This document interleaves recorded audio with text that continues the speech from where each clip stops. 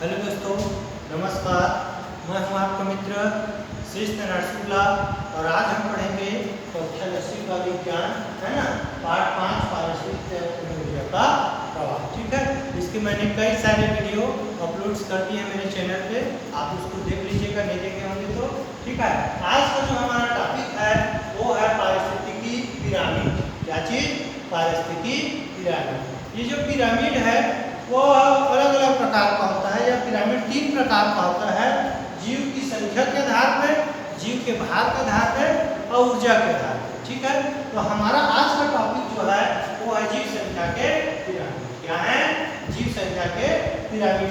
जैसे कि आपके सिलेबस में जो है दिया गया है ना, जीव संख्या के पिरामिड। तो सबसे पहले 1927 में जो है चार्ल्स एल्टन ने, इसने चार्ल्स एल्टन, ठीक, ये है चार्ल्स एल्टन। चार्ल्स एल्टन ने जो है इस शब्द को जो है दिया था। कब दिया था? ये दिया था 1927। 1927 में चार्ल्स एल्टन ने एक थ्योरी दिया था। उन्होंने कहा था कि किसी भी क्षेत्र में, है ना, जिसके सबसे कम बच्चे होते हैं, क्या होते हैं? जिसके सबसे कम बच्चे होते हैं वो सबसे ऊपर होते हैं, सबसे अधिक समय तक होते हैं, स्थायी होते हैं, और वही उनका रहवास होता है। क्या होता है? रहवास होता है। इस जटिल प्रक्रिया को यदि हम लोग ऐसे समझें, है ना, जीव की संख्या के आधार पर यदि हम लोग उसको क्रम से जमाएं तो हमें एक पिरामिड मिलता है। क्या मिलता है? पिरामिड। आप लोग जो है पिक्चर देखे होंगे, द मम्मी रिटर्न्स या द मम्मी पिक्चर देखे होंगे, उसमें देखेंगे पिरामिड, है ना। क्या चीज़? पिरामिड जो ऐसे करके जो है जाता है ऊपर से नीचे की ओर, है ना। ये केवल एक डायमेंशनल है, ऐसे 3 स्तर से जो है रहता है। तो इसी पिरामिड को हम लोग, जैसे कि, है ना, ये जो है गीजा का पिरामिड का जो है चित्र है, इसके बारे में पढ़ेंगे कि आधार चौड़ा होता है और जैसे जैसे ये ऊपर की ओर जाता है या क्या हो जाता है, संकरा होता जाता है। तो इसी आधार पर यदि जीवों की संख्या को, है ना, रखेंगे तो एक पिरामिड बनता है। और इस पिरामिड से मात्र हम, है ना, थ्योरी वो देखकर, चित्र देखकर इसके बारे में बहुत कुछ जान सकते हैं। इसीलिए हम इस पिरामिड का अध्ययन कर रहे हैं। क्या जानकर? मात्र चित्र देखकर ही बता सकते हैं, हमें ज़्यादा लिखने की आवश्यकता नहीं है, इसलिए हम पिरामिड के बारे में पढ़ रहे हैं। सर्वप्रथम पढ़ेंगे जीव की संख्या के आधार पर पिरामिड किसका? धान के खेत, धान के खेत का पिरामिड, खेत का पिरामिड। धान के खेत का पिरामिड। चलिए, धान के खेत में 3 आधार है। एक है संख्या के आधार पे, एक है उसके भार के आधार पे, और एक है उसके ऊर्जा के आधार पे। तो आज का जो टॉपिक है वह जीव संख्या के आधार पे। तो धान के खेत में, धान के खेत के पिरामिड में सबसे ज्यादा संख्या किसका होगा? धान के पौधे का। तो धान के पौधे ज्यादा होंगे तो उसको आधार है वो प्राथमिक उपभोक्ता है, ये सबसे ज्यादा मात्रा में रहेगा और सबसे नीचे रहेगा। ये प्राथमिक पोषक स्तर है। इसको कौन खाता है? सभी प्रकार के शाकाहारी जीव। कौन खाते हैं? शाकाहारी जीव खाते हैं। तो शाकाहारी जीवों की संख्या जैसे खरगोश है, गिलहरी है, कीड़े होंगे, ये, है ना, ये सब किसमें आएंगे? द्वितीयक पोषक स्तर में। इसमें आएंगे द्वितीयक पोषक स्तर में या प्राथमिक उपभोक्ता में आएंगे। ठीक है, ये जो है इस स्तर पे है, द्वितीयक स्तर। इसकी संख्या कौन होगी? ये किसके ऊपर है सकता। फिर इसको खाने वाले कौन होंगे? सांप होंगे। शाकाहारी मांसाहारी जीव है ना। क्या है? मांसाहारी जीव है। ये सांप होंगे, इसकी संख्या और कम होगी। इसको कौन खाने वाला है? सांप को बाज। तो बाज जो सर्वोच्च मांसाहारी, क्या है? सर्वोच्च मांसाहारी है, इसकी संख्या सबसे कम है। तो यदि संख्या के आधार पर देखा जाए तो सबसे ज्यादा संख्या किसका? धान के खेत, इसके बाद खरगोश, सांप, फिर बाज। तो इस प्रकार से क्रम से एक सीढ़ी बनता है, क्रम बनता है। और सबसे नीचे में क्या है? इसको बनाते समय आप ध्यान रखेंगे कि सबसे नीचे में प्राथमिक पोषक होना चाहिए, है ना। धान के पौधे ऊपर मत कर देना, गलत हो जाएगा, आपका पिरामिड नंबर कर जाएगा। तो धान के पौधे सबसे नीचे में, फिर उसके बाद प्राथमिक उपभोक्ता, फिर द्वितीयक, फिर तृतीयक, फिर आखिर में सबसे सर्वोच्च उपभोक्ता होना चाहिए, तभी आपका पिरामिड सही है। तो इस प्रकार देखते हैं कि जो पिरामिड बनता है वह सीधे क्रम में बनता है। कैसे क्रम में बनता है? सीधे क्रम में। कभी कभी प्रश्न पूछता है कि धान के पिरामिड का चित्र बनाकर समझाइए। ये धान के पिरामिड का क्रम कैसा होता है? तो सीधा होता है और इसकी संख्या जो है ज्यादा से कम की ओर है ना बढ़ती जाती है, मतलब कम होते जाता है संख्या है। ठीक, अब इसी प्रकार से हम लोग थोड़ा सा आपके बुक में प्रश्न दिया है, इसको देख लेते हैं। पुस्तक कहता है कि धान की कटाई के पश्चात क्या पारिस्थितिक तंत्र में कुछ जीवों का क्या होगा? तो जैसा कि आप जानते हैं धान के है ना फसल कटेगा, तो जब धान की फसल कटेगा तो धान के पौधे तो खत्म हो जाएंगे, तो उसके बाद कौन आ जाएगा? खरगोश। जब खाना नहीं रहेगा तो खरगोश रहेंगे क्या? नहीं, इसकी संख्या कम हो जाएगी, बहुत कम हो जाएगी। अब ये प्राथमिक ये उत्पादक हो गया, वहाँ पे ये उत्पादक हो गया, ये प्राथमिक, ये द्वितीयक उपभोक्ता हो गया, है ना।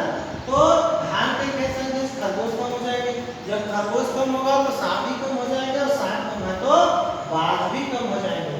तो इस प्रकार से क्रमशः उनकी संख्या में परिवर्तन होगा, या तो जीव मर जाएंगे या तो छोड़ के खाने के लिए दूसरे क्षेत्र में चले जाएंगे। ये पारिस्थितिक तंत्र या खाद्य जाल जो है ना बदल जाएगा, क्या जाएगा?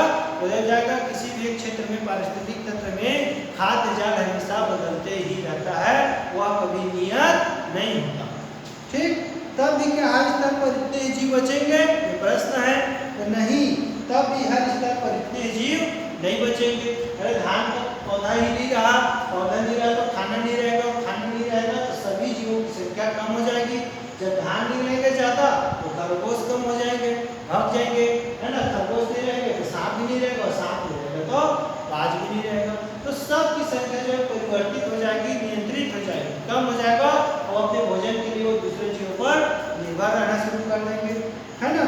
तो इस प्रकार से कोई भी पारिस्थितिक तंत्र नियत नहीं रहता, लगातार बदलते रहता है, और इसे बदलने वाला सबसे बड़ा कारक है मानवीय हस्तक्षेप, मनुष्य की गतिविधियाँ, ये हमेशा ही बदलते रहता है।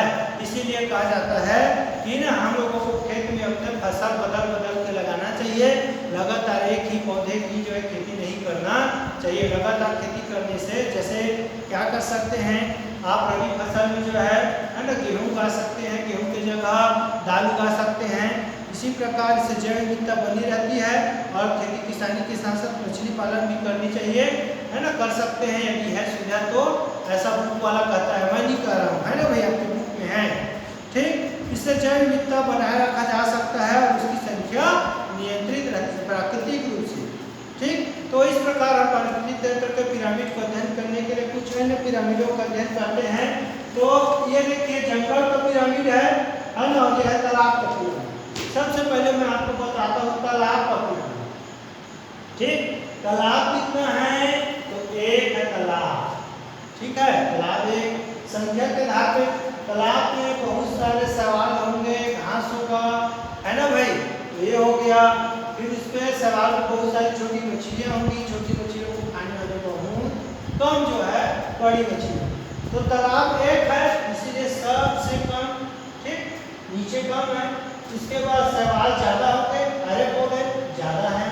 उसके बाद छोटी मछलियाँ, है ना, सवाल से कम होगा, काई से कम होगा, इसलिए काई कम है, और उसको खाने वाली बड़ी मछली और कम, इसलिए उसका भी कम। ठीक, इसी प्रकार जंगल का पिरामिड। जंगल का पिरामिड में ये जो है पेड़ है, क्या है? पेड़। ठीक है, पेड़ के ऊपर जो है रहने वाले जीव हैं, जो पेड़ के पौधों पे शाखाओं पे रहते हैं, पत्तियों को खाते हैं। शाकाहारी जीव जो है ना ज्यादा है। क्या है? शाकाहारी जीव जंतु, पेड़ पौधे, पशु पक्षी, कीट, इसकी संख्या जो है ज्यादा है। कैसे ज्यादा? आप कहेंगे सर जंगल में तो बहुत सारे पेड़ होते हैं, तो आप सोचिए क्या एक पेड़ है तो इस पेड़ में कीड़े नहीं होंगे? होंगे। उसको खाने वाले जो है शाकाहारी जीव होंगे कि नहीं होंगे? है ना, वो अलग है। तो पेड़ पौधे में कीड़े मकोड़े होंगे कि नहीं होंगे? होंगे। पक्षी होंगे कि नहीं होंगे? तो होंगे। तो इस प्रकार से पेड़ कम है, इसको खाने वाले शाकाहारी जीव जो है बहुत ज्यादा हो जाते हैं। कीड़े मकोड़ों को यदि गिन दिया जाए, पक्षियों को गिना जाए, है ना, उनको खाने वाले द्वितीयक जो शाकाहारी वो हैं, द्वितीयक जो भोक्ता है, और उनको खाने वाले सर्वोच्च भोक्ता हैं। तो इस प्रकार की संख्या जो क्रमशः जो बढ़ती जाती है, कम होती जाती है। ठीक है, फिर आगे चलिए, आपके पुस्तक से ही आगे देखते हैं। यदि प्रश्न है, इसमें कुछ प्रश्न पूछे गए हैं, तो उत्तर हमको ढूंढना जरूरी है ना। तो ये देखते हैं कि जलीय जीवों की आबादी का संबंध धान के खत्म में कब दिखता है। तो हम लोग देखते हैं कि जलीय जीवों की आबादी जो है संख्या के आधार में उत्पादक स्तर से सही दिखाई देता है, उससे नीचे कम दिखाई देता है। ठीक, ये हो गया। फिर धान के खेत, यदि पिरामिड का आधार चौड़ा है तो क्या, तो यदि पिरामिड का आधार चौड़ा है इसका मतलब है कि उत्पादक ज्यादा है, उत्पादक के जीवों की संख्या ज्यादा है। यदि उपरोक्त में से खाद्य जाल बनाइए तो आप धान के खेत को बना सकते हैं, है ना। तालाब को बनाएंगे तो तालाब में सवाल है, क्या है, सवाल है। सवाल को खाने वाले क्या हैं, छोटे जीव हैं, क्या है, छोटे जीव हैं। और छोटे जीवों को खाने वाले क्या है ना, बड़ी मछली है, क्या है, बड़ी मछली है। तो इस प्रकार से उनकी संख्या जो है बढ़ती है। ठीक, फिर प्रथम पोषक स्तर के जीवों की संख्या पर द्वितीयक का एक जीव निर्भर है। हर पिरामिड के लिए अलग अलग निकाले। हाँ भाई, अलग अलग जो है इसलिए होता है क्योंकि जीव प्राथमिक स्तर पर संख्या द्वितीयक जीव निर्भर है। यदि प्राथमिक जीवों की संख्या घट जाएगी तो द्वितीयक पर भी घट जाएगी। यदि परिस्थिति तंत्र में उत्पादकों की संख्या कम हो जाए तो अगले स्तर पर क्या भोजन मिलेगा, तो स्पष्ट है। यदि धान के पौधे कम हो जाते हैं तो खरगोश को कम खाना मिलेगा। इसी प्रकार यदि शैवाल, पानी सूख जाता है तालाब तो शैवाल कम हो जाएंगे तो खाना कम हो जाएगा। जंगल में यदि पेड़ कम हो जाते हैं तो प्राथमिक जो स्तर है, द्वितीयक स्तर है, उसका कम हो जाएगा।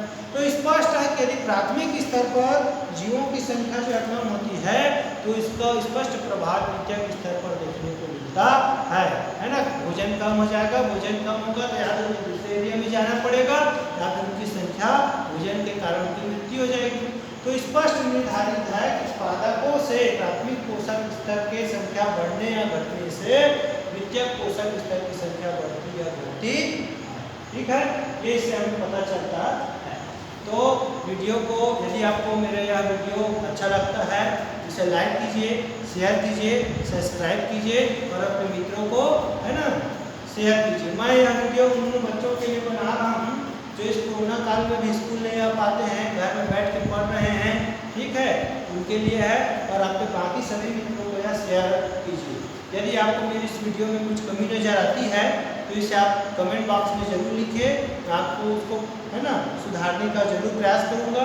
साथ ही साथ जो है ठीक है, सुधारने का मैं जरूर प्रयास करूँगा। और यदि आपको कुछ समझ नहीं आता तो प्रश्न जरूर लिखें, तो इस प्रश्न का उत्तर जो है अगली वीडियो में उत्तर वीडियो बना के उसका, है ना, आपको संतुष्ट करने का प्रयास करूँगा। ये मेरे आपसे आग्रह है। ठीक, वीडियो को देखने के लिए पुनः आप सबका धन्यवाद।